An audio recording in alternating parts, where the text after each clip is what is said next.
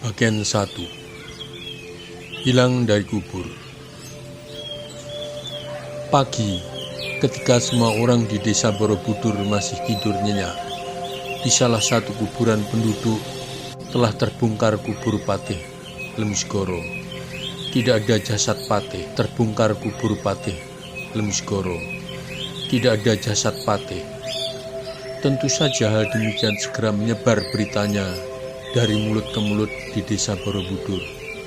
Berita yang menyebar adalah jasad Patih Lemsgoro bangkit dari kubur menjadi hantu gentayangan. Bahkan ada orang yang membumbui ceritanya dengan bermacam-macam kejadian, sehingga penduduk Borobudur semakin takut keluar di saat malam hari, di saat matahari mulai terbenam. Desa Borobudur sepi di senja hari. Masyarakat takut akan desas-desus hantu Patih Lemsgoro yang gentayangan, terutama masyarakat yang dulu menonton senda tari dan tidak mau mengakui Durmagata sebagai Raja Mataram, padahal sudah dituntun pengucapannya oleh Eyang Guru Macan Kumbang. Mereka yang menonton sendera tari saat itu merasa takut keluar malam, mengira kalau hantu Patih Lemsgoro akan datang menagih janji, seperti berita yang di-YouTube-kan di antara penduduk Borobudur.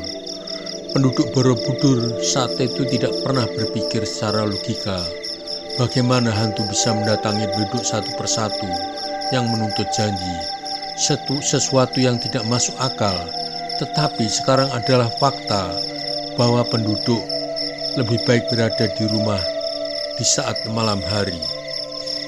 Sore menjelang malam, ada suatu kedai kopi yang dikunjungi penduduk, layaknya seperti kafe di zaman sekarang. Mereka duduk santai sambil mengobrol ke sana kemari, tidak karuan yang dibicarakan, dan tidak lupa ketinggalan rokok klobot jagung muda. Hanya satu yang mereka tidak berani membicarakan, bangkitnya Patih Lemsgoro dari kubur menjadi hantu gentayangan di malam hari, untuk meminta pertanggungan jawab penduduk yang tidak mau mengakui Durmagata sebagai Raja Mataram yang sah tempo hari. Selagi mereka santai mengobrol, dilihatnya seorang dengan menutup muka berlari-lari, kemudian masuk kedai sambil berteriak, "Tolong, tolong, aku dikejar hantu Patih Lemsgoro. Dia akan membunuhku, tolong, karena tidak mengakui Durmagata sebagai Raja Mataram, tolong." Kemudian orang itu keluar dari kedai dan berlari sambil berteriak, "Tolong, tolong, hantu, hantu." Sementara hantu berbentuk pocong dengan berluncat-luncat mengejar orang tersebut sambil melempar segenggam batu kerikil ke arah kedai. Melihat kejadian tersebut, semua orang yang berada di dalam kedai segera bubar pulang ke rumah masing-masing, sehingga suasana semakin sepi. Pemilik kedai langsung menutup kedai karena pemilik juga merasa takut akan kehadiran hantu pocong putih Patih Lemsgoro. Berita tersebut segera menyebar ke seantero desa Borobudur yang sepi, dan semakin sepi di malam hari. Tidak ada orang berani keluar di malam hari, takut dengan hantu pocong yang menagih janji, tidak mau mengakui Durmagata sebagai Raja Mataram. Demikian malam berikutnya, ada kejadian yang hampir mirip. Kedai yang masih buka saat malam hari, selagi orang asik mengobrol sambil minum kopi, dilempar dengan segenggam batu kerikil pada atap kedai, sehingga menimbulkan bunyi berisik, memancing orang keluar ingin melihat siapa yang berani melempar orang demikian banyaknya asik mengobrol sambil minum kopi. Dilihatnya orang berlari kencang sambil berteriak, "Tolong, tolong, hantu."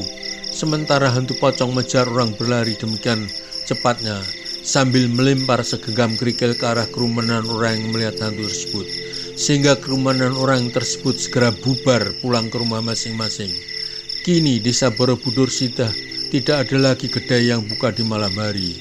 Tentu saja orang-orang yang bekerja di malam hari melayani orang-orang mencari hiburan di malam hari banyak yang kehilangan pekerjaan.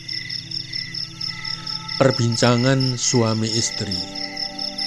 Seperti seolah-olah tahu bakal apa yang terjadi, Gunadarma, sang perancang Candi Borobudur, berbicara kepada istrinya. Gunadarma, istriku, rasanya apa yang dikatakan oleh Boy Gatot beberapa waktu lalu menjadi kenyataan. Istri, Nak Boy, Gatot pernah bicara apa suamiku? Gunadarma, perihal meninggalnya Patih Lembusgoro yang sangat mengusik perasaan Boy Gatot. Tidak dapat melihat sendiri mayat Patih, sehingga meninggalnya Patih diragukan oleh Boy. Pasti Patih mati suri yang disengaja sewaktu-waktu bisa hidup lagi. Patih minta agar segera dikuburkan agar tidak menular kepada orang lain. Pasti Patih meninggalkan beberapa pesan pada para pengikutnya sebelum Patih melakukan mati suri. Istri, atas dasar apa sehingga anak Boy berpendapat demikian suamiku? Gunadarma, saat itu Boy dan Hambali berkeyakinan bahwa Patih melakukan mati suri karena mereka tidak melihat dengan mata kepala sendiri keadaan Patih. Boy Gatot saat itu berkata kalau detak jantung Boy hanya 20 kali dalam 1 menit karena Boy sebagai atlet tinju. Saat mereka berdua membantu naik kuda sebagai tawanan Diana untuk alat bukti, Boy Gatot dan Hambali dapat merasakan Patih memiliki detak jantung kurang daripada itu, sehingga Patih mampu menghentikan detak jantung seperti halnya orang menguasai yoga, sehingga Patih mampu melakukan mati suri untuk mengelabui orang-orang yang bertugas di Kerajaan Mataram. Yang dimaksud dengan hitungan 1 menit itu seperti apa? Aku juga tidak benar-benar mengetahui ukurannya, karena kita hidup di tahun 825. Istri, 1 menit itu ya sebentar suamiku. Kalau saja detak jantung Nak Boy hanya 20 kali dalam 1 menit, karena dia adalah petinju, maka ya tentu saja 1 menit itu tidak lama. Manusia normal bilang Nak Boy memiliki detak jantung sebanyak 60 kali, maka hitung saja denyut nadimu sebanyak 60 kali. Karena kita sudah tua, berumur lebih dari 80 tahun, ya tambahlah kira-kira 20, hitungan lagi. Itulah arti 1 menit suamiku. Mungkin di zaman Nak Boy sudah maju, tidak seperti saat ini kita hidup di tahun 825. Gunadarma, ini menurut dugaanku istriku. Jadi dapat aku pastikan, hantu Patih itu sesungguhnya tidak ada.